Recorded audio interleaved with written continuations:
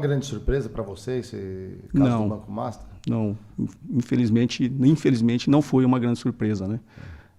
Mas você vê como os interesses, existe muito conflito de interesse no mercado financeiro também, né? Porque o Banco Master só chegou onde chegou, no tamanho que chegou essa fraude que ele fazia, porque existia participação, se não criminosa, mas conivente com o que estava acontecendo por interesses econômicos, né?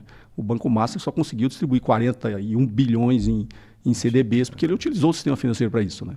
Ele pagava comissões altas para as plataformas de investimento e distribuía o CDB dele.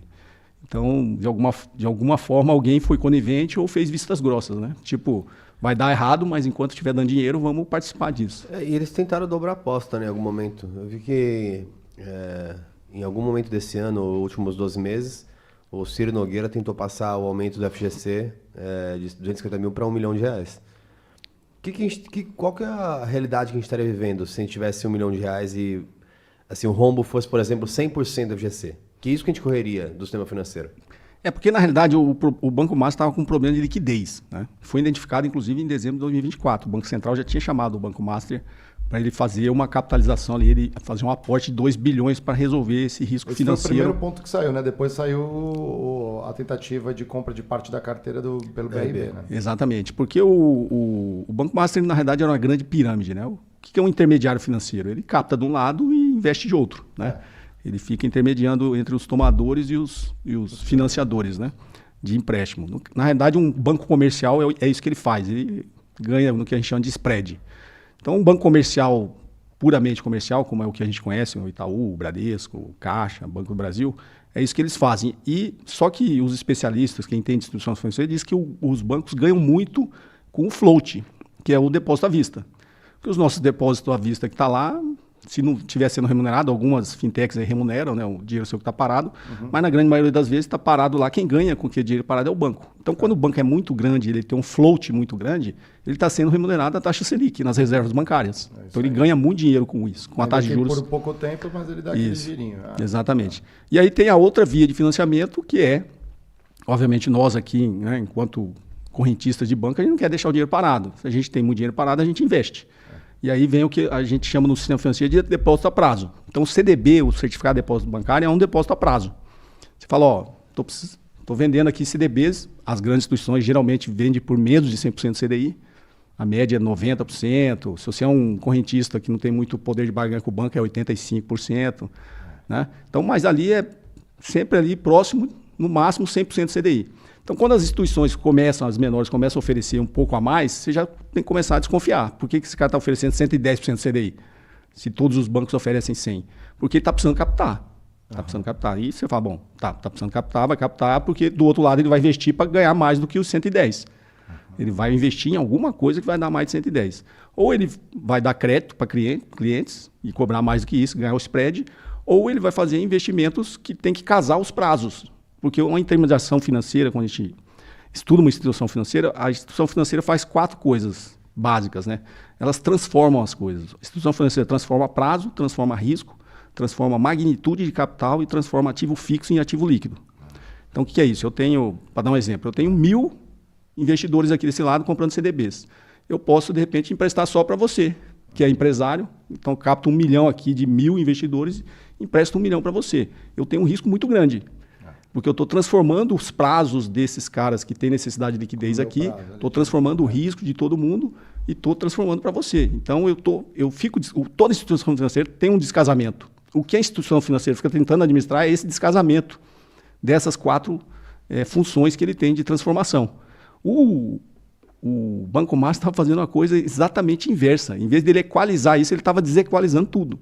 Então, ele estava captando de 1 milhão, a gente chegou à conclusão, né, que nesse levantamento, 1 milhão e 600 mil investidores de um lado pagando até 140%, 150% do CDI, ou seja, caríssimo. Se o CDI é próximo da Selic, que é 15%, 15%, exatamente. 140% do CDI é 21%. Exato. Então ele estava pagando 21% aqui para se financiar. Você dá o patrimônio em 3 anos do que você aplicou. Exatamente. Está pagando 21% para se financiar e investindo do outro lado. Em quê? Ele estava investindo só em ativo podre. Ele estava investindo em Ambipar, Light, Oi, CVC, quer dizer, e precatório, direitos creditórios.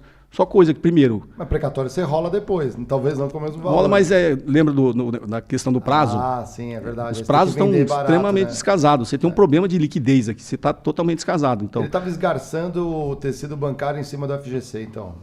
Ele estava, o que a gente brinca, ele estava operando o FGC, né? Ele estava especulando com o próprio FGC.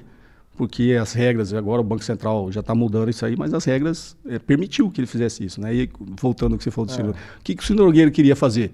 Queria aumentar o limite do FGC de 250 para 1 milhão, porque isso é aumentar a capacidade do Banco Master de se captar, ainda quadruplicar a capacidade do Banco Master de captar via FGC, porque é um discurso de venda muito fácil, né? Você fala, compra um CDB aqui, 250 mil está garantido. Se eu quebrar, você... O próprio Mário falou assim, eu falei, você tem alguma coisa, Mário? Ele falou assim, não, tem alguma coisinha em CDB.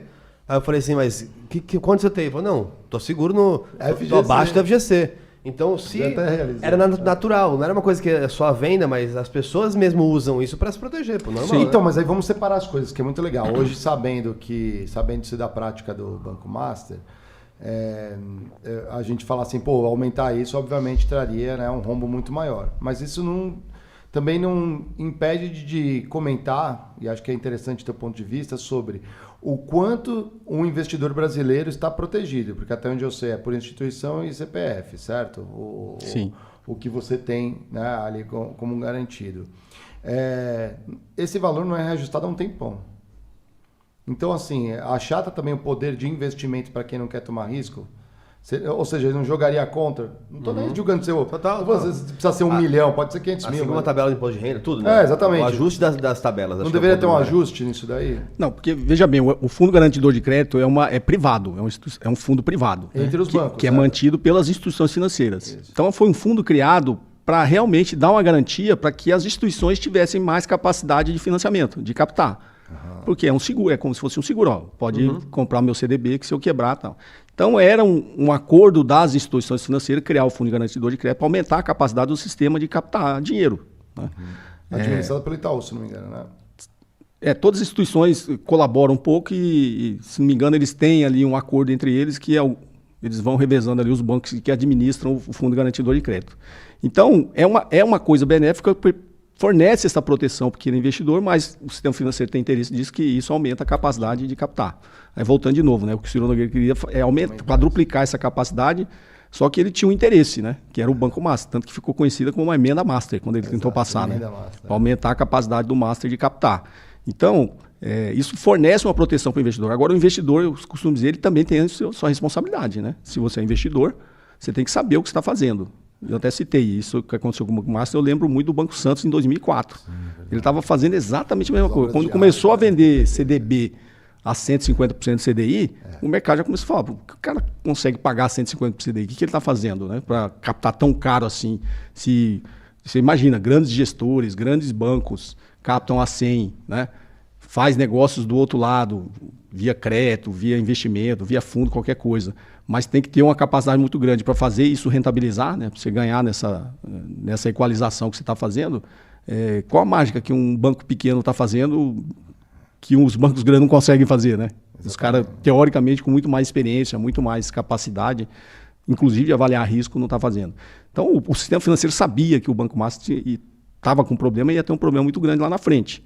Só que eu falo, esse conflito de interesses que existia, né? Por exemplo, o que o Banco Master estava fazendo para pedalar isso? Isso virou uma pirâmide. Ele não conseguia realizar de um lado, e aí os CDBs começavam a vencer, ele tinha que pagar os CDBs que estavam vencendo. Então ele começou a rolar, ele começou a captar mais. Dobrar a aposta. Dobrar a aposta. Eu ofereço agora, em vez de oferecer 130, eu vou oferecer 140, vou captar mais para pagar quem está saindo. Estava rolando os CDBs dele. Né? E aí, do outro lado, ele com aquele monte de coisa podre, inclusive o Banco Master estava envolvido no negócio do Ambipar também. Né? Sim, no fundo, né?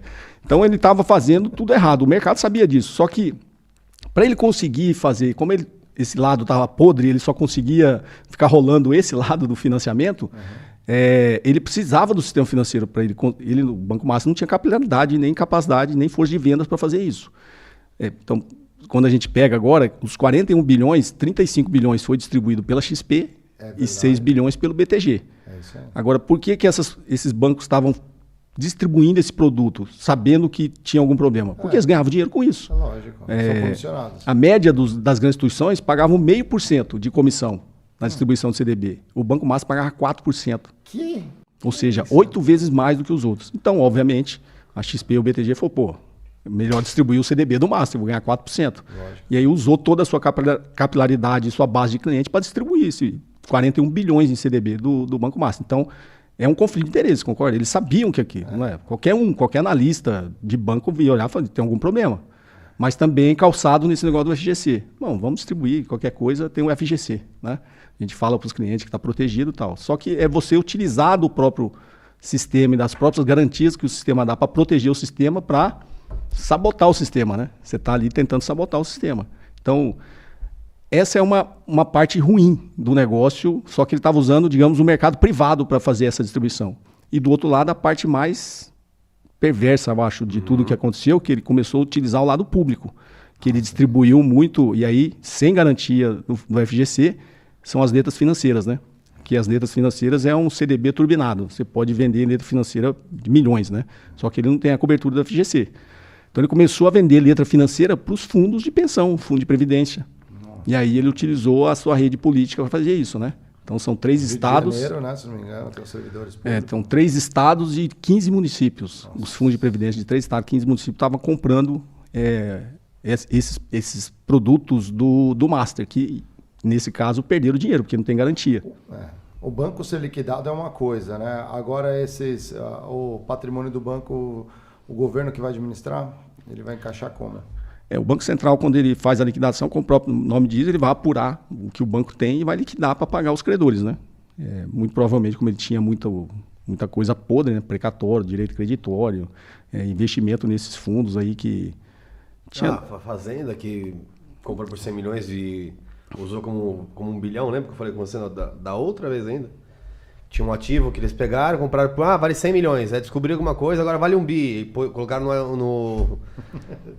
Canetaram o balanço, entendeu? Até 1 bi. Pô, porque você tirando a parte da fraude, que foi os créditos que eles inventaram, né, que não existia, o que não era fraude, que era realmente ativo, era ativo podre, que muitos desses direitos creditórios não tinha nem como ser precificado, né? Você não era marcado a mercado. E aí é muito do que o cara avaliou. Aí é o que o Geiger está falando. O cara avaliou isso aqui, sei lá, valia 20 milhões. Cara, não, isso aqui vale 200 milhões. Nossa. Entendeu? E foi contabilizando no banco e o que foi dando também a capacidade do banco se alavancar mais, né? Porque existe o famoso índice de Basileia, né? Sim, é verdade. Você tem que ter um capital S. Seria assim, eu preciso ter 1 de capital próprio para me alavancar em 10, né? Tipo... O índice de Basileia ideal é em torno de 15%, né? Depois tiveram o Basileia 3. Então, se você tem 100 de passivo, você tem que ter, pelo menos desses 100, 15 tem que ser patrimônio do banco, né? Tem que ser capital próprio. E eles deram umas maquiadas, mas é o próprio sistema. Que eu posso... Que aí veio a discussão, que eu posso considerar capital próprio? É só, né, capital social? Não, aí virou patrimônio de referência. Você pode considerar patrimônio de referência. E eles começaram a utilizar esses subterfúgios aí, entendeu? Contabilizar as coisas no balanço do banco por um valor que não era real, né?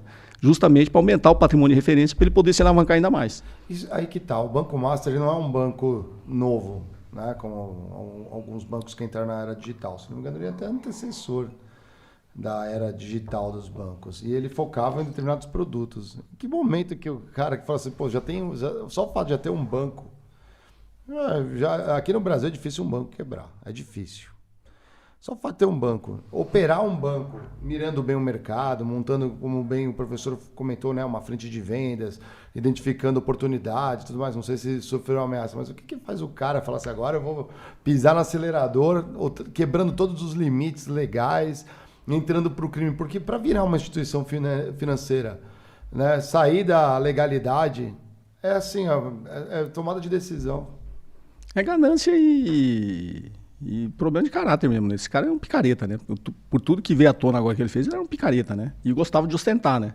Sim. Agora o cara tinha, acho que em 3 aeronaves, dá 400 milhões de... Tinha participação no Hotel Fazano. No Hotel Fazano, comprou no Carnaval lá um camarote por 40 milhões, se não me engano, na Marquês de Sapucaí, né? É um camarote dentro do camarote. Como assim? O aquário dentro do aquário. Lá nos camarotes tinha um camarote isolado, que era onde tinha alguns shows e tal. E aí no camarote, que era tipo assim, pensa um prédio de uns 4 andares, tinha um outro camarote. Que era um camarote VIP só da galera. Você mais que. Imagina, você tá já VIP. E para nós que viemos do mundo corporativo, né, as empresas têm o lado do hospitality, né? Você tem lá um camarote no estádio, um camarote nesses eventos, para você chamar os melhores clientes e tal. Só que ele, na realidade, ele tinha esse camarote era para chamar os políticos, né? Quem iria ajudá-lo nessa empreitada que ele tinha de pedalar, né? E aí depois que o Banco Central chamou, no final, inclusive ainda no Campus Neto, né?